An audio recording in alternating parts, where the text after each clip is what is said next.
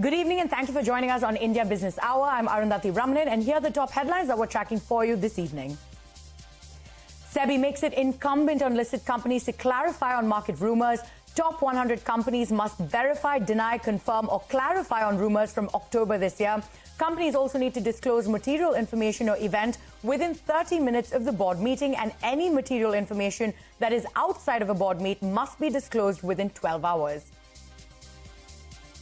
Sebi moves to safeguard mutual fund investors after recent scandals at Franklin Templeton and Axis Mutual Fund, amends the rules to make the board of asset management companies explicitly responsible for protecting investors, also mandates the boards of AMCs to form a unit holder protection committee. We don't want Abhimanyus in the mutual fund ecosystem, says Sebi chairperson Madhvi Puri Butch. The board gives the original sponsor of an AMC the flexibility to voluntarily disassociate itself from the mutual fund without hunting for a new sponsor. Also tweaks the rules to let more entities, include private equity funds, sponsor asset management companies. Terms and conditions apply.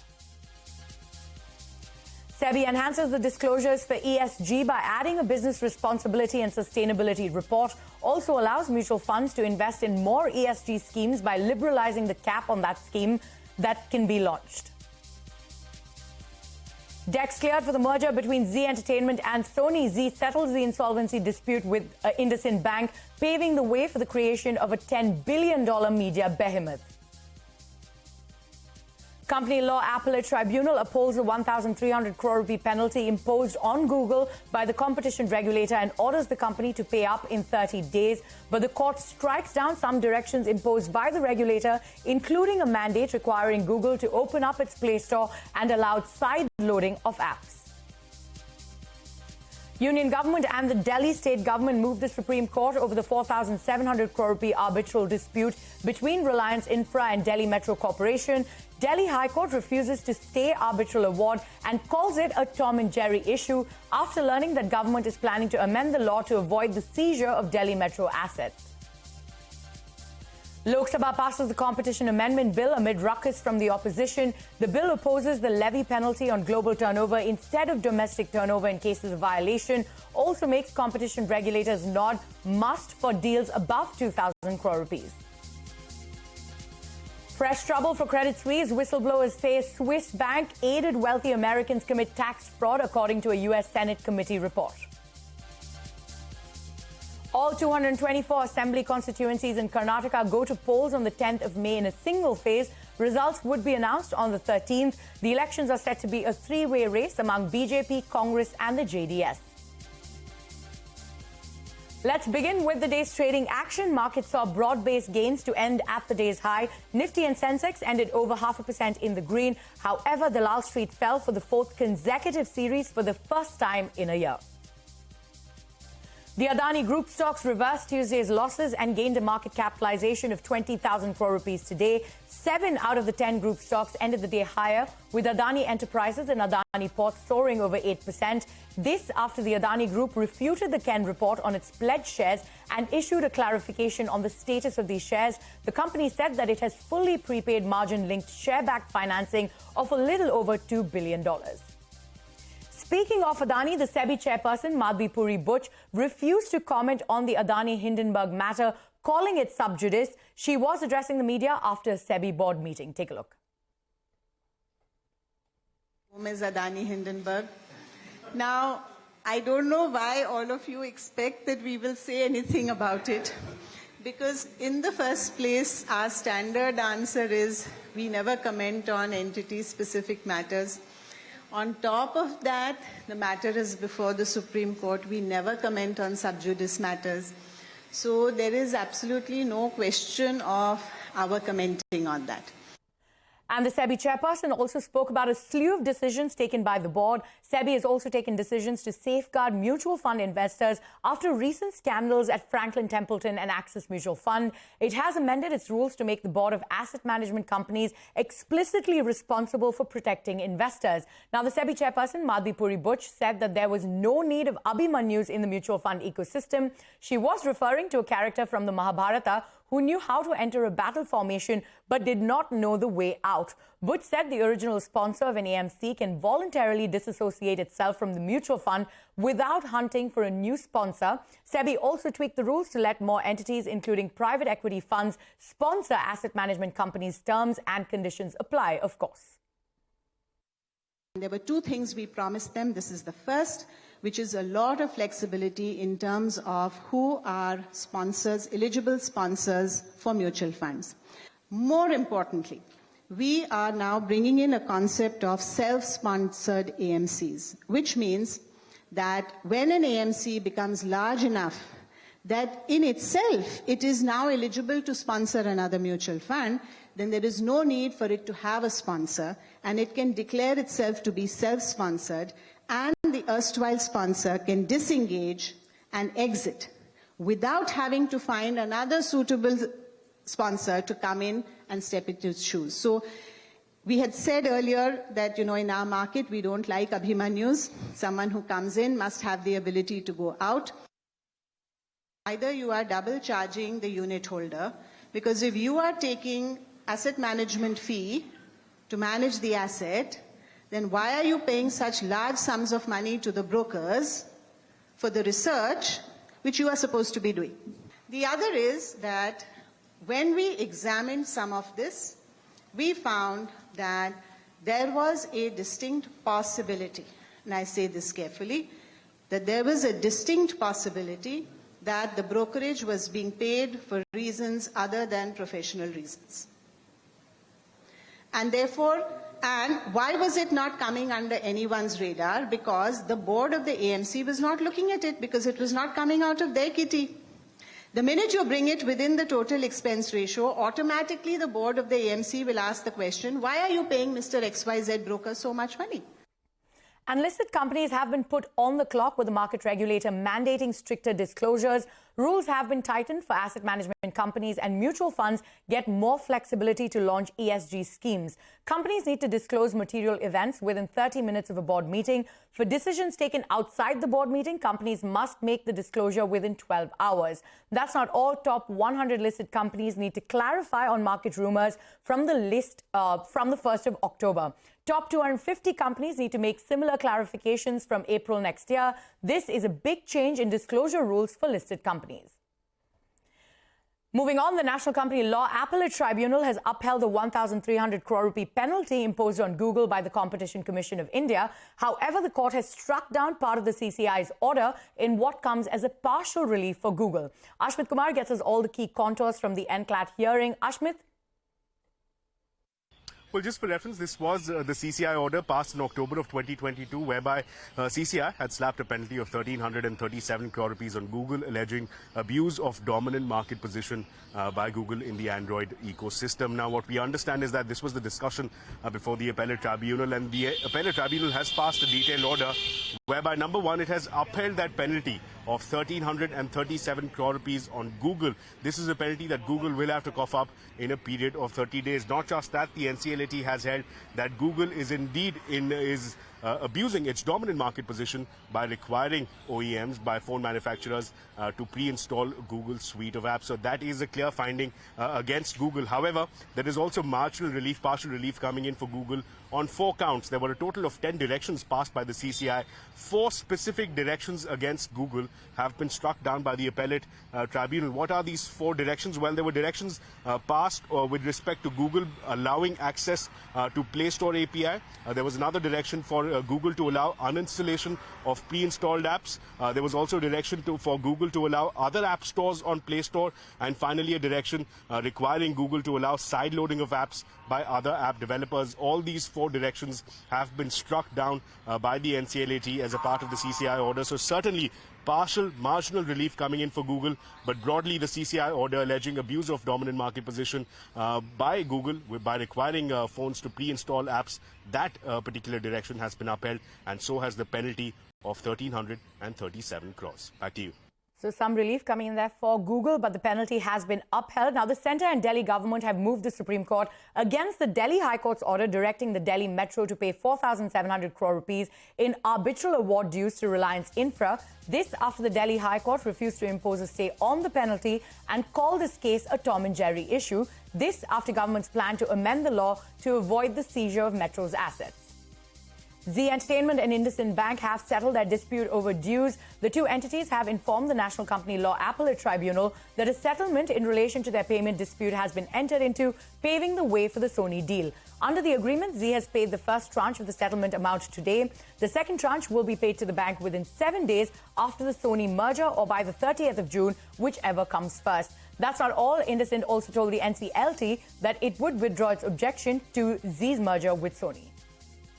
The Lok Sabha has passed the Competition Amendment Bill 2022 without a debate amid sloganeering from the opposition parties over the Adani issue. The bill proposes the levy penalty on global turnover instead of domestic turnover in cases of violations. As per the bill, deals with transaction value of more than 2,000 crore rupees will require the approval of the Competition Commission of India. The National Payments Corporation of India has clarified that customers will not have to pay for UPI transactions in the latest introduction of interchange fee. UPI users won't pay anything, whether it's a peer-to-peer or peer-to-merchant transaction. Take a look.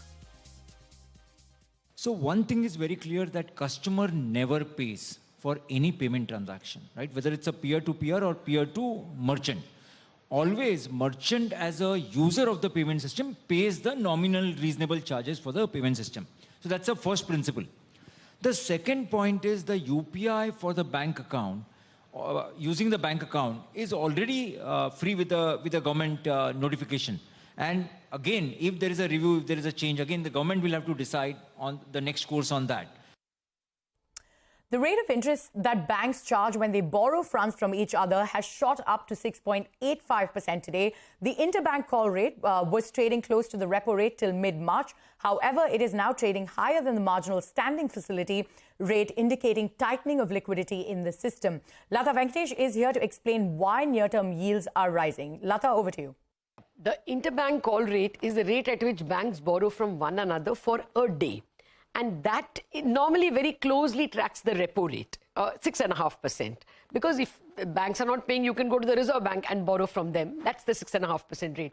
But it is today traded at a high of 6.9 and the closing rate is 6.85.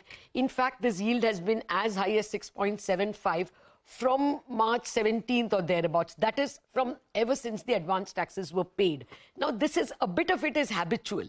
The yields go up towards March 31st. One, because liquidity moves out on March 15th, March 16th, advance tax.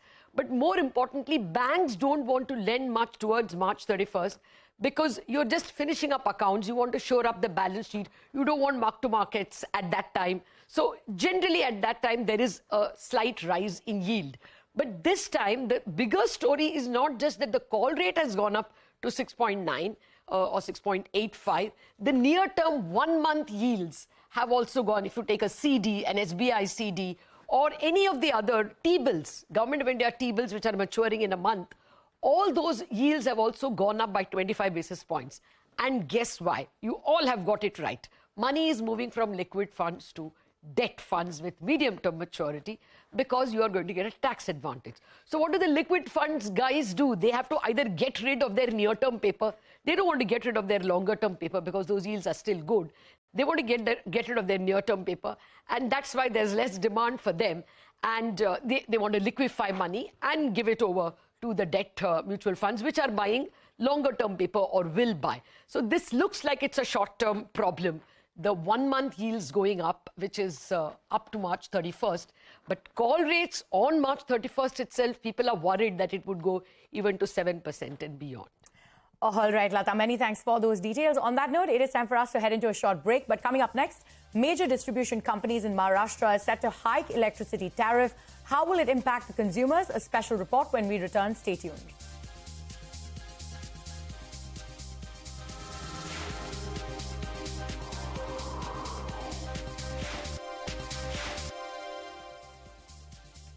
Welcome back. You're still with us on India Business Hour. Karnataka will go to polls on the 10th of May. All 224 assembly constituencies will vote in a single phase. The Election Commission said that the state has over 9 lakh first-time voters. That's not all. For the first time, a vote from home option will be available for people aged 80 and above. Karnataka looks set for a three-way fight among the BJP, Congress and the JDS. Results would be announced on the 13th of May. India's longest oil well fire, which occurred at Assam's Tinsukia district in 2020, is now identified to be caused due to cumulative human errors. A parliamentary committee report examining the safety of installations of PSU oil companies pointed out that Assam's oil fire disaster was not because of equipment failure, but due to human errors, and has recommended Oil India to take appropriate action against the contractor for recovering expenses of the entire incident. Nearly 20,000 doctors took to the streets in Rajasthan to protest against the Right to Health Act, which mandates all private and public hospitals offer emergency treatment without any prepayment. The act also says that the government will bear the cost of the treatments if the patient is not able to. However, protesters claim that the bill does not provide any clarity on the nature of emergencies or the process of reimbursements. Get ready to pay more for electricity in Maharashtra from the 1st of April, especially if you're a customer of the state-run distribution companies. Major distribution companies in Maharashtra have sought a hike in electricity tariff. A decision is due soon. Sandhya Gora finds out more about the kind of impact it would have on the consumers. Take a look. Even though the last electricity tariff hike in Maharashtra was only 3 years ago, distribution companies operating in the state have written to Maharashtra Electricity Regulatory Commission asking for another tariff hike. As per the Electricity Act, tariff hikes happen once every 5 years, but there is a provision of mid-term hike as well. During last 2 years, there is increase in coal prices, and accordingly, the power purchase cost has been increased. The revenue gap, what we have achieved we have come across in last 2 years is around 600 crores. And in order to tie over this situation, this midterm tariff revision has been filed with MERC. We have proposed for around 10 to 15% of tariff hike. But it's not just BEST. Other state-owned as well as private distribution companies have also filed similar petitions. This includes state-owned MSEDCL and private players like Tata Power and Adani Electricity. We have submitted our petition. We have given all cost details which have been asked by MERC. We have definitely asked for some rationalization in tariff, because what we want that all DISCOMs should compete on customer service and not on the tariff. These petitions for a hike were filed few months ago. As per procedure, Maharashtra Electricity Regulatory Commission conducted various meetings across the state to give a platform to various stakeholders before taking a decision. The meetings were concluded recently, and Commission officials told CNBC-TV18 that final order is being drafted and it will be out by 31st of March. The new tariff will be applicable from 1st April 2023. This will impact 7,50,000 consumers of Tata Power, 30 lakh consumers of Adani Electricity, 10,47,000 consumers of BEST, and 3 crore consumers of MSEDCL. State-owned MSEDCL has sought tariff hike of 14% for 2024 and 11% for 2025 to stay at par with the increased cost of power due to high coal prices and other factors making power purchase more expensive. Recently, Bihar Electricity Regulatory Commission announced a 24% tariff hike in the state. Uttar Pradesh and Madhya Pradesh have also sought similar tariff hikes. This electricity tariff hike will be applicable on consumers of all the categories, including the farmers of the state. For Maharashtra farmers who are already seeking some relief on electricity bill front and have already bore huge losses due to crop damage, this will add to their financial woes. Maharashtra Chief Minister Eknath Shinde told CNBC-TV18 that as of now, there's no plan to provide subsidies to the farmers, but if required, the state government can provide some concessions once the new electricity bills are generated. In Mumbai, this is Sandhya for CNBC-TV18. And in international news, protests in Israel continue even after Prime Minister Benjamin Netanyahu announced that he would halt his plans on the judicial overhaul until the parliament reconvenes. Protesters alleged that the measures proposed by the government would give the parliament the power to override Supreme Court decisions. They have vowed that rallies would continue until the government scraps the legal overhaul entirely. The U.S. Federal Reserve's top team was grilled by the U.S. Congress over the collapse of the SVB and Signature Bank. Fed's vice chair called the collapse of SVB Bank a textbook case of mismanagement. He also proposed stricter banking regulations, following which bank stocks turned negative. Here's that story. The nation's top bank regulators on the hot seat following the recent collapse of Signature Bank and Silicon Valley Bank. For over a year, regulators were saying to this bank, straighten up and fly right, and they never did a damn thing about it.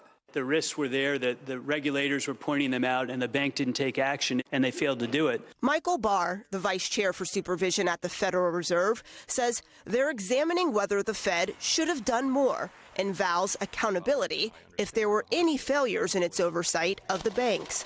Senators also want federal regulators to strengthen banking rules. Will you commit to using your authority to undo the rollbacks that your predecessor initiated and to strengthen the rules and supervision for banks with greater than $100 billion in assets? Senators, I think you know I was a member of the board at that time and voted against those measures. And I certainly think it's appropriate for us to go back and review those actions in light of the recent episode and consider what changes. This hearing comes after the Biden administration took unprecedented steps, including backing full deposits for the two banks so customers would not lose any money. Well, I think we've done what we need to do executively. I feel confident things are settling out. Regulators also reassured Americans that banks are safe. Meanwhile, the U.S. Senate Finance Committee has released a report detailing whistleblower allegations against Credit Suisse. The report alleges that Credit Suisse is helping wealthy Americans to commit tax fraud for years. CNBC's Iman Javed spoke exclusively to two whistleblowers who are working with the U.S. government. They say that the bank helped American clients move money to other banks without reporting it. He gets us the story. Take a look. The Senate Finance Committee is releasing at this hour a new report detailing whistleblower allegations against Credit Suisse, the century-old Zurich-based bank that collapsed and was rescued by the Swiss government and UBS earlier this month. Now, the report alleges that Credit Suisse has been helping American clients hide hundreds of millions of dollars from the IRS despite an agreement to cooperate with U.S. tax authorities a decade ago. Senate investigators tell CNBC they have found 25 American families who have secreted away as much as $700 million in the bank in recent years. I sat down exclusively with two former Credit Suisse bankers who served as key witnesses for the committee's investigation. CNBC has agreed to disguise the identities of the bankers in order to protect them because they fear retaliation from the bank. Our interview was conducted in the weeks before the bank failed. So what secrets did you turn over to the Americans? One specific about an American family that over years hid their money in Switzerland and did not comply with their taxes. In 2014, Credit Suisse pled guilty to aiding and assisting U.S. taxpayers in filing false tax returns and agreed to pay a $2.6 billion penalty. At the time, the bank pledged to comply with American tax authorities in the future. But the Senate Finance Committee today says the Swiss bank didn't do that. Instead, the committee alleges the bank engaged in a long-running scheme to hide American assets by switching the nationalities of some U.S. taxpayers to other countries. Now, we reached out to Credit Suisse, and a spokesperson there told us Credit Suisse does not tolerate tax evasion. In its core, the report describes legacy issues, some from a decade ago, and we have implemented extensive enhancements since then to root out individuals who seek to conceal assets from tax authorities. Now, to be clear, the two Swiss bankers we spoke with here do have a vested interest in what they're saying. Under U.S. law, whistleblowers to the IRS stand to receive between 15% and 30% of anything the U.S. government collects. Now, these two secret bankers stand to potentially make millions of dollars in that case, and in that case, U.S. taxpayers would potentially recover even more. So that's the latest with what's happening at Credit Suisse. But with that, it is a wrap on this edition of India Business Hour. Many thanks for watching. The news continues right here on CNBC-TV18.